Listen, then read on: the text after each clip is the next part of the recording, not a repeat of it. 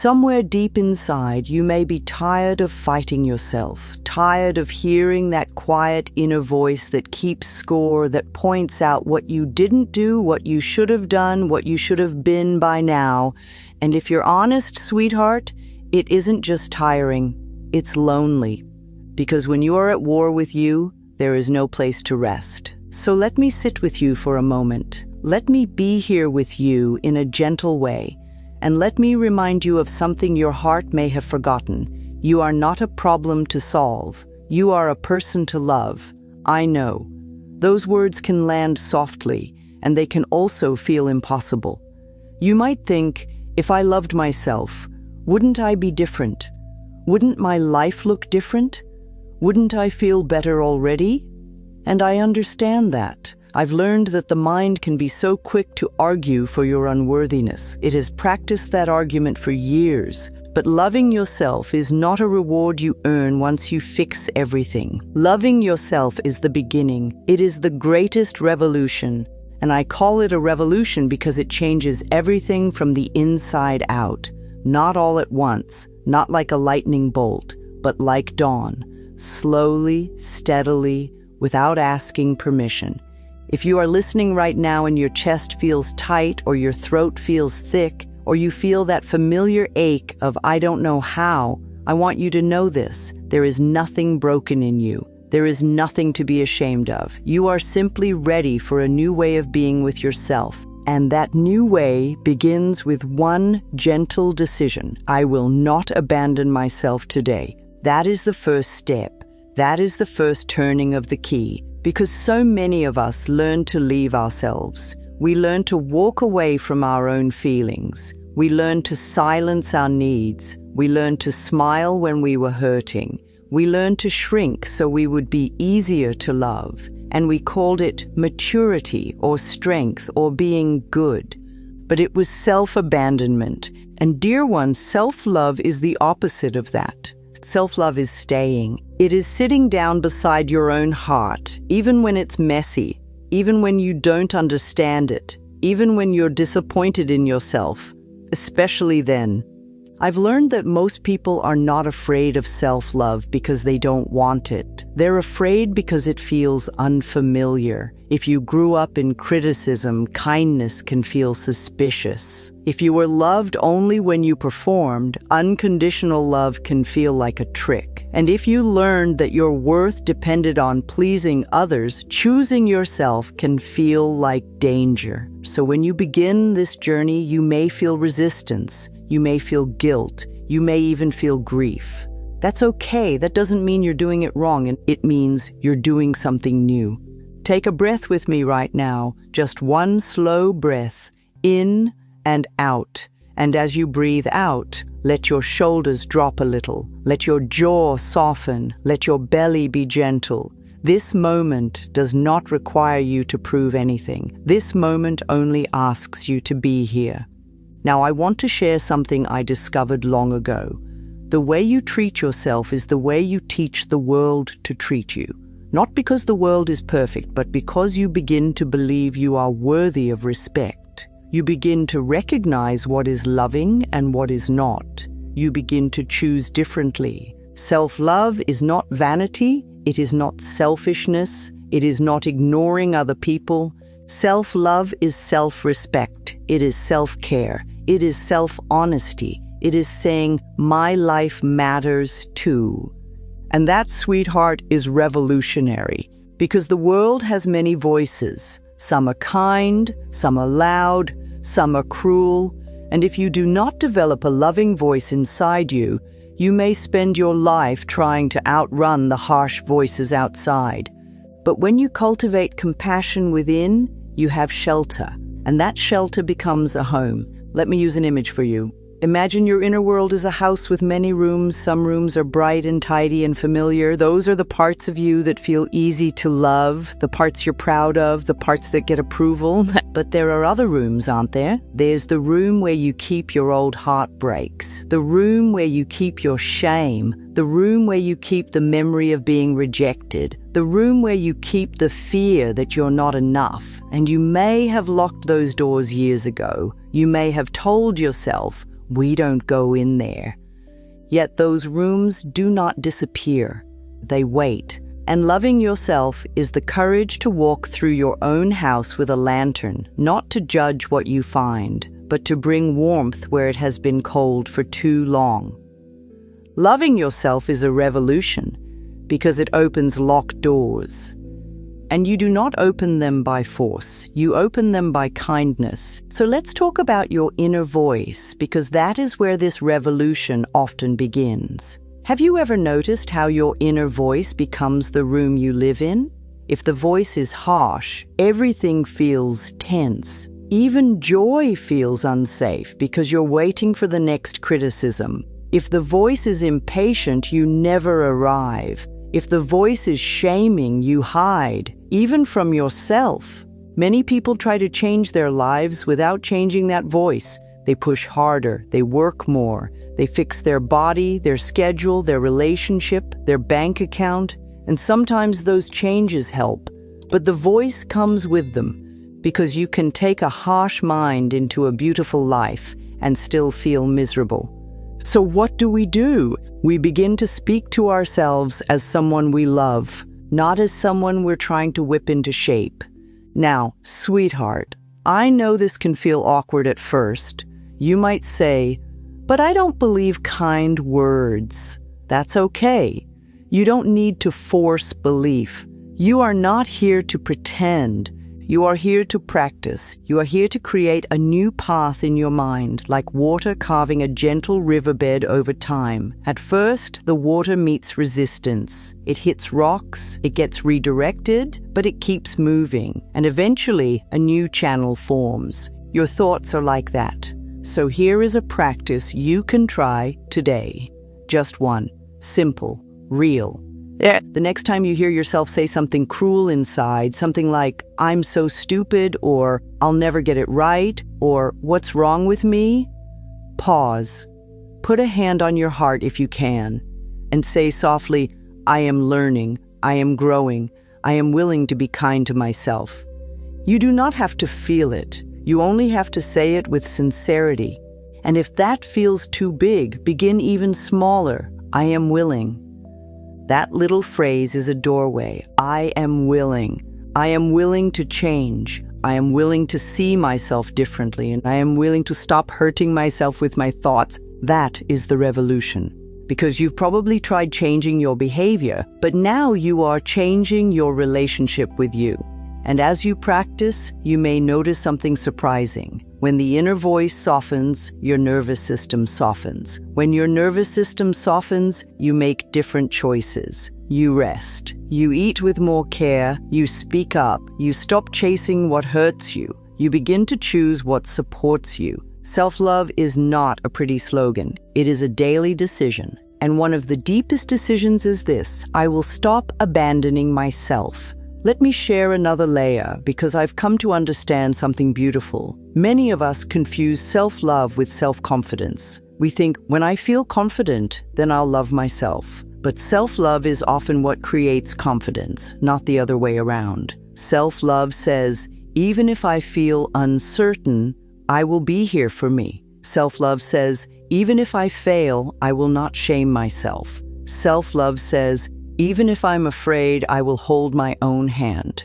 Can you feel how different that is? It's like becoming your own safe place. And sweetheart, the world changes when you become your own safe place. Because then you stop begging for safety from people who can't provide it. Then you stop trying to prove your worth to people who only love you conditionally. Then you stop shrinking to fit into spaces that were never meant for your soul. Loving yourself is a revolution because it ends the era of self-betrayal. Now let's speak about the past, because the past is often where self-hatred roots itself. The mind keeps old footage. It replays moments where you were hurt, where you were humiliated, where you were rejected, where you made choices you regret. And the mind says, see, this is why you don't deserve love. But your past is not a life sentence. It is a chapter. And you can hold a chapter without letting it define the whole book. I discovered that forgiveness is not something we do for someone else. It is something we do to free ourselves. But forgiveness does not mean excusing what happened. It does not mean pretending it didn't matter. It means saying, I choose not to carry this poison in my body and mind anymore. Sometimes the person you need to forgive first is you. You may have believed you should have known better. You may have believed you should have left sooner. You may have believed you should have been stronger, smarter, less emotional, more perfect. Sweetheart, you were doing the best you could with the awareness you had at the time. That is not an excuse. It is compassion, and compassion is healing. So here is a gentle practice. When you notice yourself spiraling into regret, place your hand on your heart again and say, I forgive myself for not knowing what I know now. I was learning. I was growing. I choose to be gentle with my past. Let those words land like warm water. And if you cannot say, I forgive myself yet, say, I am willing to forgive myself. Willingness is enough. Now, another part of this revolution is learning to be with your feelings. Many people think self-love is positive thinking. They try to leap over sadness, fear, anger, grief. They try to paint a smile on a storm. But self-love does not deny your feelings.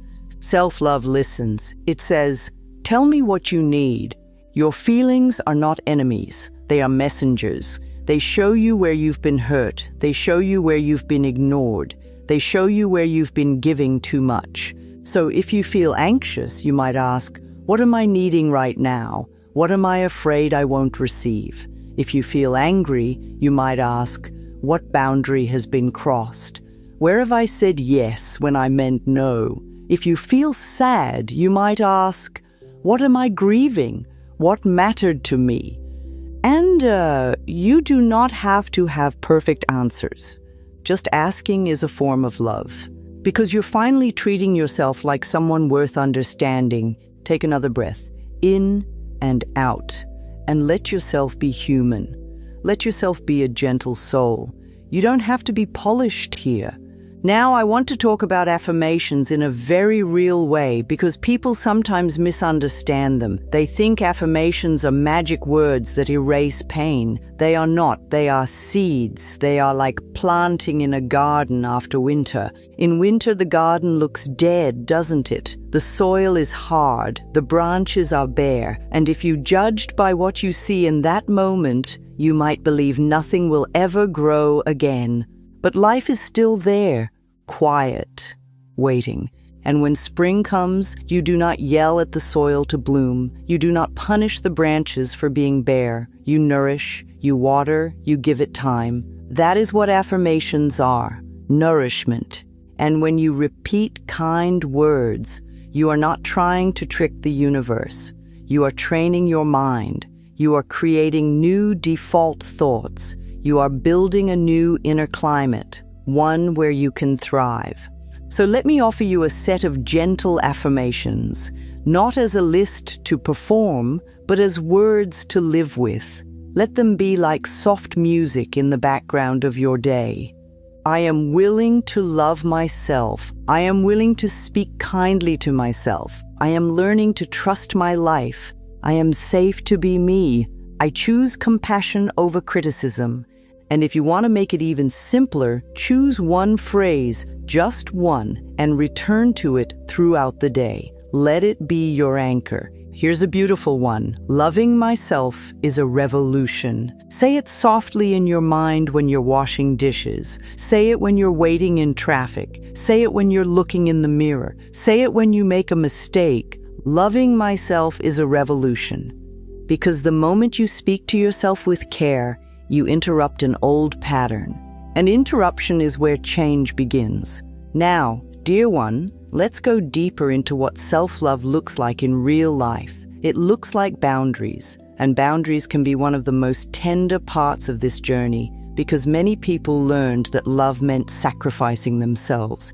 But love is not self-erasure. Loving yourself means you begin to honor your time, your energy, your body, your truth. And that may feel scary. You may worry people will be disappointed. You may worry you'll be rejected. You may worry you'll be called selfish. Let me tell you something I know. When you begin to treat yourself with respect, some people will celebrate you, and some people will resist, not because you are doing something wrong, because the old version of you was easier to control. And sweetheart, you are not here to be controlled. You are here to be free. So boundaries can be gentle. They do not have to be harsh. They can be as simple as a loving sentence. I can't do that today. I need time to think. That doesn't work for me. I'm taking care of myself right now. And you do not have to explain yourself into exhaustion. You can be kind and firm. Imagine your inner light like a candle in a windy room. If you leave every window open, the flame struggles. It flickers, it bends, it almost goes out. But if you close a few windows, if you protect the flame, the candle burns steady. It gives warmth, it gives light. Boundaries are not walls that keep love out. They are windows you choose to open and close so your inner flame can live. Loving yourself is a revolution because it protects what is sacred in you. Now I want to speak to the part of you that says, but I don't feel lovable.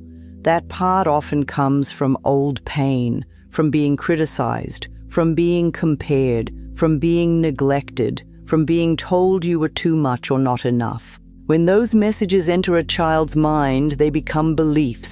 And beliefs can feel like facts. But beliefs are learned, and anything learned can be unlearned. I learned that the mind is like a tape recorder. It plays what it was given, and many people were given harsh tapes, not because their caregivers were evil, but because they were wounded too. Hurt people often hurt people, even without meaning to. This does not dismiss your pain. It simply explains why it happened.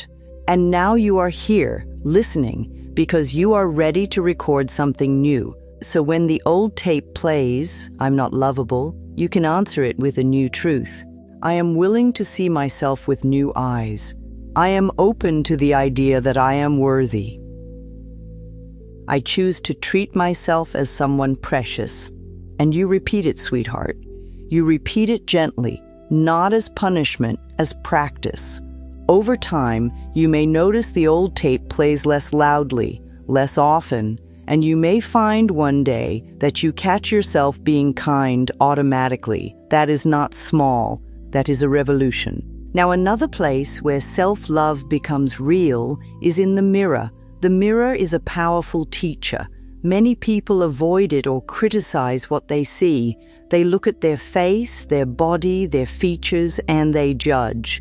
But your body is not an enemy. Your body is your home. Your body has carried you through everything, through heartbreak, through stress, through change, through mornings you didn't think you could get through, and it is still here. So I invite you to try a very simple mirror practice, only if it feels safe and gentle for you. Stand in front of a mirror and look into your own eyes, not at your flaws, not at your perceived imperfections, into your eyes, and say softly, I am here with you. That's it. I am here with you. Because so many people have never said that to themselves. They have never offered their own presence. They have offered everyone else their presence, their energy, their care. Now it is your turn. I am here with you. And if tears come, let them come. Tears are often the body's way of releasing old stories. And if you feel awkward, that's okay too. Awkwardness is simply unfamiliarity. Keep it small, keep it kind, keep it real. Now let's talk about the moments when you slip. Because you will. We all do. There will be days you criticize yourself again. Days you fall into old habits. Days you people please. Days you doubt everything. That does not mean the revolution is over. It means you are human. Self-love is not perfection. Self-love is repair. It is the ability to return to yourself after you've wandered away. So when you catch yourself slipping, do not punish yourself. That only repeats the old pattern. Instead, you can say, oh, sweetheart, we're doing that old thing again. Let's come back. Loving yourself is a revolution, and revolutions require persistence. Gentle persistence, loving persistence. You are rewiring years of conditioning. You are undoing old agreements. You are unlearning shame. And you do it one choice at a time, one kind sentence at a time, one breath at a time. Now, I want to bring this into your daily life because self-love is not only what you think, it is what you allow. It is what you tolerate. It is what you repeatedly choose. So ask yourself a few gentle questions, not as a test, but as a compass. What am I saying yes to that drains me? Where am I asking for love in places that cannot offer it? What do I need that I keep dismissing? If I treated myself like someone I truly cared about, what would I do differently today? And sweetheart, you do not have to change everything today. Choose one small shift. Maybe you go to bed a little earlier. Maybe you drink a glass of water. Maybe you take a 5-minute walk and let the air touch your face. Maybe you say no to one thing. Maybe you say yes to one thing that nourishes you. Small changes are not insignificant. Small changes are how the revolution spreads. Because your inner world is your foundation. And when your foundation becomes loving, your life stands differently. You may start to notice you attract different experiences, not because you're controlling life, but because you are choosing from a new place. You are no longer choosing from fear. You are choosing from worthiness.